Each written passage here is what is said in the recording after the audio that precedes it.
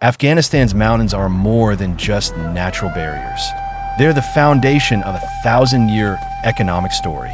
For centuries, the region served as the central gateway between Asia, the Middle East, and the Indian subcontinent. Traders crossed its rugged passes carrying silk, spices, gems, and knowledge. Ancient cities like Balk and Herat became powerful centers of wealth. Their prosperity came not from conquest, but from commerce.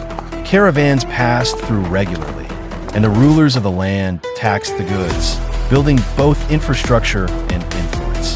This strategic location made Afghanistan the heart of the Silk Road network. Every empire that wanted to control global trade had to control Afghanistan. The land was harsh, but its potential was unmatched.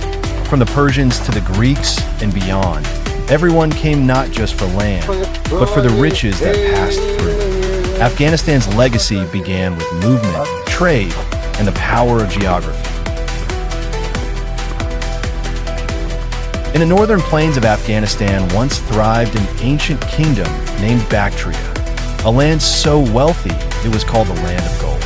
Bactria wasn't just rich in resources, it was rich in culture and global connections. The kingdom minted its own coins, blended Greek, Persian, and Indian influences, and built a trade empire that stretched across continents. Archaeologists later uncovered the Bactrian hoard, a royal treasure of golden crowns, ornate necklaces, and jeweled weapons, buried in tombs over 2,000 years old. These discoveries confirmed that Bactria was not a provincial backwater, but a global player. Its cities bustled with merchants, and its economy thrived on exporting minerals, ivory, and art. The gold of Bactria was more than decoration. It was a symbol of an Afghan civilization at the center of the world. Before Europe emerged as an economic force, Bactria was already shaping the future of international trade. When the Kushan Empire rose to power, Afghanistan entered a golden era of global commerce. Stretching from Central Asia to northern India, the Kushans ruled the heart of the Silk Road. Under the leadership of King Kanishk, trade routes were secured, roads were maintained, and economic policies supported diversity and growth. Kushan coins feature inscriptions in Greek, Persian, and Indian scripts, proof of a multicultural, multilingual economy. The empire became a conduit for silk from China, gems from India, glassware from Rome, and ideas from everywhere. Afghanistan wasn't just a stop on the route. It was the engine that powered the system.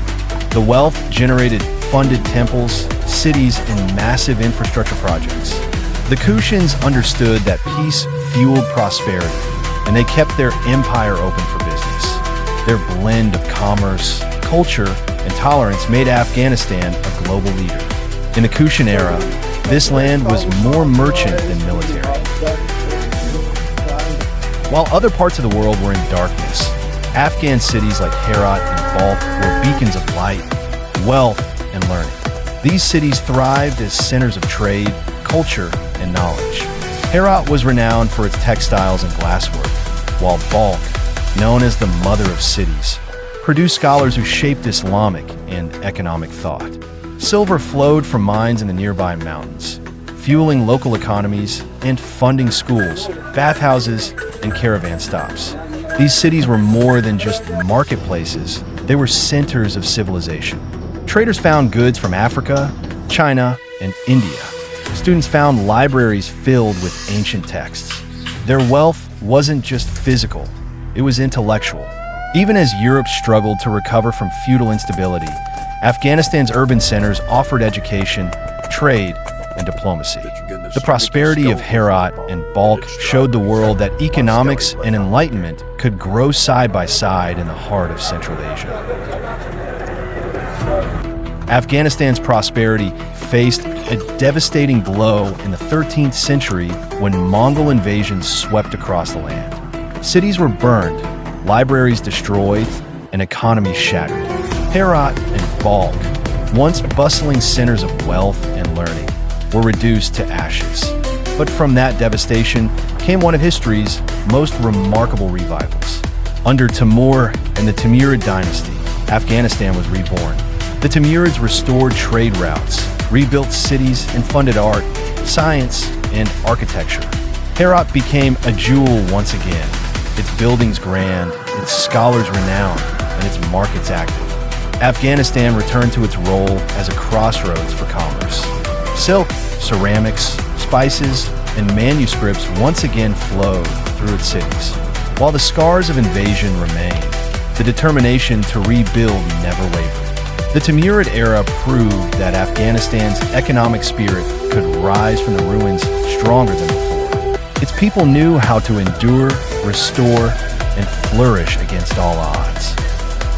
In the 19th century, Afghanistan found itself at the center of a new conflict, not over trade, but over control.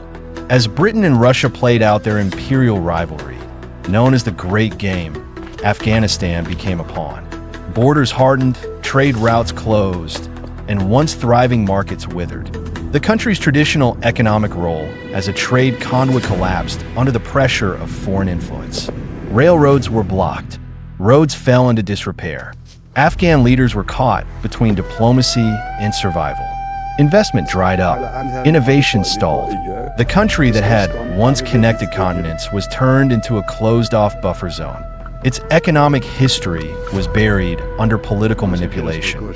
For the first time in millennia, Afghanistan stopped being a passage for goods and became a line drawn in the sand by foreign powers. The result was stagnation. But even then, Afghanistan's economic roots were not dead, only dormant, waiting for a chance to grow again. Today, Afghanistan's economy is at a turning point, caught between its ancient legacy and modern challenges. Beneath its soil lies immense, untapped potential: copper, gold, lithium, and rare earth minerals essential for the world's future technologies. Geologists have called it a mineral treasure chest, while historians look to revive tourism along the old Silk Road routes. Efforts to preserve heritage sites and uncover ancient cities are gaining momentum. Afghanistan's wealth has always been more than material. Its strategic location, cultural depth, and historic trade routes remain unmatched. If developed wisely, the country could once again become a central player in the global economy. But this will require peace, stability, and smart investment. The story of Afghanistan's economic history is not just about the past. It is a blueprint for what's possible. A legacy of trade, knowledge, and resilience still lives here. The world is watching to see if it will rise again. Afghanistan's history isn't just about war and struggle. It's about trade, innovation, and resilience. If you found this journey through its economic past inspiring, subscribe to Timeless Legend for more powerful stories that reveal the hidden legacy of ancient civilizations. Don't forget to like, share, and hit the notification bell so you never miss an episode. And we want to hear from you. Leave a comment and tell us which Afghan city or empire surprised you the most. History isn't just in books, it's alive, and it's waiting to be rediscovered. Join us on the next legend.